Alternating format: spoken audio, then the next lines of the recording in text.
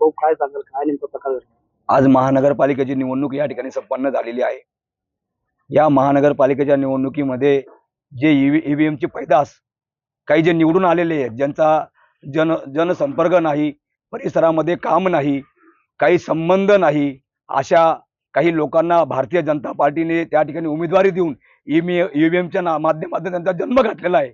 या जन्म घातलेल्या काही ईव्हीएमच्या पैदास नगरसेवकांच्या काही भाडोत्री कार्यकर्त्यांनी आज माझ्या घरावर आमच्या महिलांवर 100 ते 150 लोकांनी या ठिकाणी हल्ला केलेला आहे। सुदैवाने आम्ही घरामध्ये सगळे जेवण करत होतो। आमच्या हे बघत असाल तुम्ही की माझ्या अंगणामध्ये या ठिकाणी फटाकडे फोडण्याचाही प्रयत्न करा। एक दारोडा बेवडा तर असा होता, इतक्या जोरात त्यांनी गाडी आणली की तो गाडीवरून पडला आणि ती गाडी त्याची त्या ठिकाणी डोक्याला लागली आणि तो गंभीर जखमी त्या ठिकाणी झालेला आहे। भारतीय जनता पार्टीने ईव्हीएमच्या पैदासांच्या जीवावर अशा पद्धतीने हैदराबाद या धुळे शहरामध्ये मातवलेला आहे। नंगा नाच त्या ठिकाणी चालू केलेला आहे। आज हा जर त्यांचा विजय धुळे शहरामध्ये झालेला आहे, हा विजय जनतेने दिलेल्या मतावर अजिबात नाही, लोकशाहीच्या मार्गाने अजिबात नाही। हे सगळे ईव्हीएमची पैदास या ठिकाणी लोक चौकामध्ये चर्चा करतायत की आम्ही मत हे काम करणाऱ्या उमेदवारांना दिलं, परंतु ज्यांचा काही संबंध नाही, ज्यांना कोणी ओळखत नाही, अशा लोकांना 5-5, 7-7 हजार मतं पडतात कसे काय?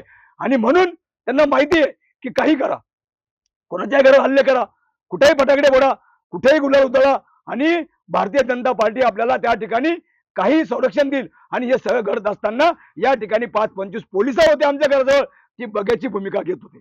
हे काय लावलंय पोलिसांसमोर? ह्या भारतीय जनता पार्ट्यांच्या गुंडांचा हैदोस चाललेला आहे। मनोज मोरे जिल्हा प्रमुखांच्या घरावर त्या ठिकाणी हल्ला होतो, माझ्या घरावर हल्ला होतो, सतीश मालेंना त्या ठिकाणी टार्गेट केलं जातं। ही कोणती लोकशाही आहे? ही लोकशाही आहे का? भारतीय जनता पार्टीच्या गुंडांच्या भरोश्यावर यांनी निवडणूक लढवली। आणि तुमच्यामध्ये हिंमत असेल ना तर त्या ठिकाणी तुम्ही सामोरं जा निवडणुकीला।